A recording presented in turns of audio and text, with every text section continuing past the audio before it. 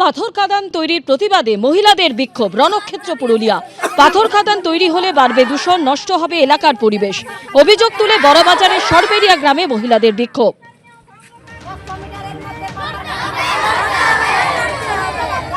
আজকে বড়বাজারে ওই সার্বেরিয়া যে পাথর খাদান আছে সেখানে কিছু কাজ ছিল। মাননীয় হাইকোর্ট যে আছেন আমাদের, ওখান থেকে অর্ডার হয়েছিল সে বাজার খোলানোর জন্য, পুলিশকে রেসপন্সিবিলিটি দেওয়া হয়েছিল। তো গ্রামবাসীদের সাথে নিয়ে অনেক মিটিংও হয়েছে, অনেক দিনেই এই ইস্যুটা চলছে। আজকে আমাদের লোক যখন ওখানে গিয়েছে তো গ্রামবাসীরা ওখানে বাধা দিয়েছে, পুলিশকে দেখে ঢিল ছাড়াছড়ি করেছে ওরা। আর ওর মধ্যে কিছু মহিলারাও ছিল, অনেক মহিলা, কয়েকটা গাড়ি ভেঙে গেছে আমাদেরও, আর ওই যে পাথর কাদান আছে তাদেরও। তো আমরা একটু লাঠিচার্জ ওখানে আমাদেরকে করতে হয়েছে, পাবলিক ডিসপার্স হয়েছে। তো পরিস্থিতি কন্ট্রোলে আছে। আমরা এই ঘটনার ভিত্তিতে দুটো এফআইআর, একটা আমাদের তরফ থেকে এফআইআর হয়েছে আর যারা পাথর কাদানের লোক আছে তাদের তরফ থেকে হয়েছে। আমরা ফার্দার অ্যাকশন নিচ্ছি। নাজিরাবাদে ভয়াবহ অগ্নিকাণ্ডের ঘটনায় আরো দুজনকে গ্রেফতার করা হয়েছে। আপনারা জানেন, ওয়াও মোমো গোডাউনের ম্যানেজার রাজা চক্রবর্তী গ্রেফতার হয়েছেন। ওয়াও মোমো গোডাউনের ডেপুটি ম্যানেজার মনোরঞ্জন শীটও গ্রেফতার হয়েছে।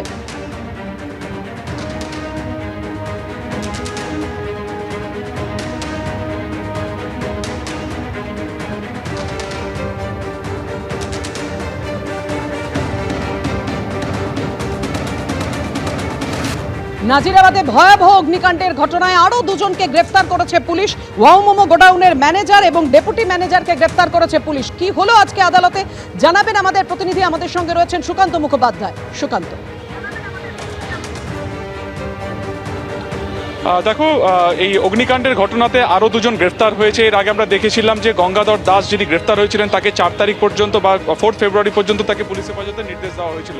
এবং আজকে এই নরেন্দ্রপুর এলাকা থেকে ওয়াও মোমো গোডাউনের দুজনকে, অর্থাৎ তার মধ্যে ম্যানেজার রাজা চক্রবর্তী এবং অন্যদিকে ডেপুটি ম্যানেজার যিনি রয়েছেন মনোরঞ্জন শীট, এই দুজনকে গ্রেফতার করা হয়। এবং যাদের বিরুদ্ধে মূলত অনিচ্ছাকৃত খুন এবং খুনের চেষ্টার মতন একাধিক গুরুতর ধারা যেমন দেওয়া হয়েছিল, তেমনি ফায়ার অ্যাক্টেও একাধিক ধারা দেওয়া হয়েছিল, তাদেরকে আজকে এই বারুইপুর আদালতে তোলা হয়, যেখানে 4 ফেব্রুয়ারি পর্যন্ত এই দুজনকেও কিন্তু একই রকমভাবে পুলিশ হেফাজতে নির্দেশ দেওয়া হয়েছে।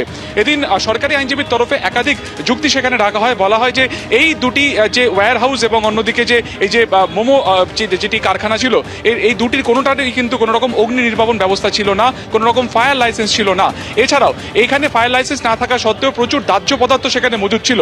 ফলত এই যে ঘটনাটি ঘটেছে, যার জন্য প্রায় এতজনের মৃত্যু হয়েছে, তার দায় কিন্তু কোনোভাবে এই ম্যানেজার বা ডেপুটি ম্যানেজার বা মোমো কর্তৃপক্ষ তারা এড়াতে পারেন না, এবং সেই কারণে 10 দিনের পুলিশ হেফাজত চাওয়া হয়। অন্যদিকে এই ওয়াও মোমো যে সংস্থা যারা কর্ণধার ছিলেন, এই ম্যানেজার এবং ডেপুটি ম্যানেজার, তার যারা আইনজীবী ছিলেন, তারা কিন্তু স্পষ্টত তারা শর্তের যারা জামিনের আবেদন করেন এবং তারা স্পষ্টত জানান যে এই গোটা ঘটনাতে কিন্তু পুরো আগুনের যে সূত্রপাত সেটা কিন্তু পাশের ডেকোরেটার্সের ফ্যাক্টরিতে প্রথম হয়েছিল।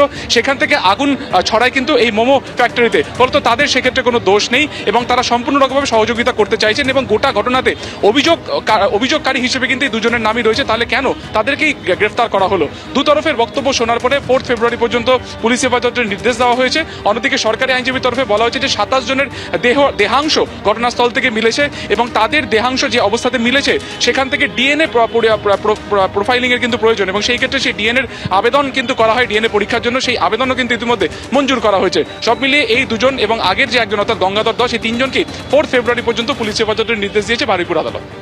ধন্যবাদ তোমায় সুকান্ত। যারা পার্সন ইনচার্জ যারা গোডাউনটাকে দেখে তাদেরকে নেওয়া হয়েছে, তাদেরকে অ্যারেস্ট করা হয়েছে, যেটা আমি বুঝতে পারছি, because they are looking after the day to day affairs of the company, that is the reason why. কিন্তু আমার মতে এখানে কোনো অফেন্স মেড আউটই নেই ওদের বিরুদ্ধেও বা কারোর বিরুদ্ধে, কোম্পানি হোক বা কোনো এমপ্লয়িজদের বিরুদ্ধে। আমরা অলরেডি কোর্টকে বলেছি কে 26 তারিখ যখন এই ঘটনাটা ঘটে তখন আমরা চিঠির মারফতে জানাই। আইন বলে কি যেটা first in point of time, তাদেরই ইনফরমেশনটা should be treated as first information report. আমি জানি না কেন সেইটা ট্রিট হয়নি এফআইআর নিয়ে।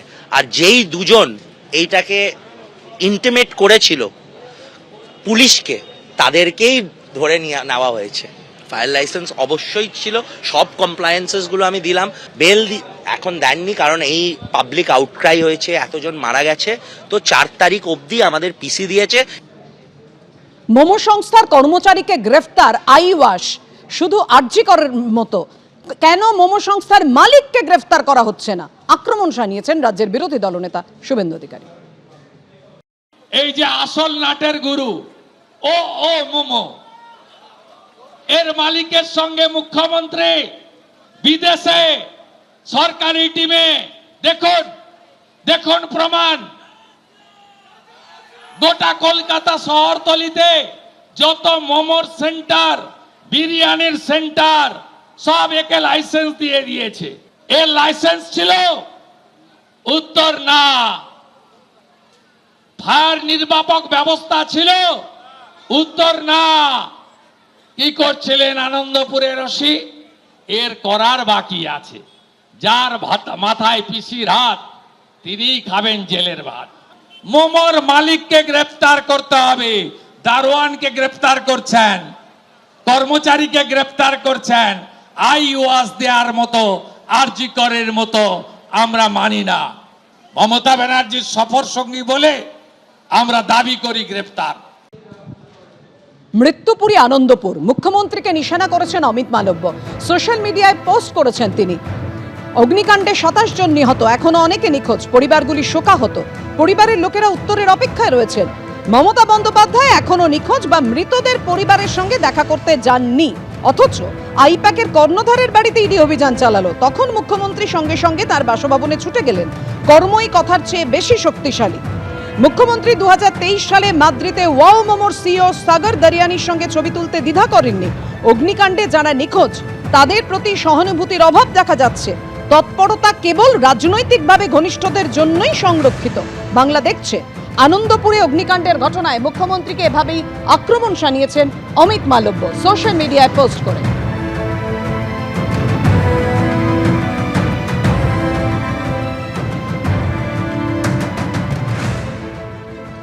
সরকার সরকারের মতো কাজ করেছে। আর কি বলেছেন তৃণমূলের মুখপাত্র অরূপ চক্রবর্তী, দেখুন।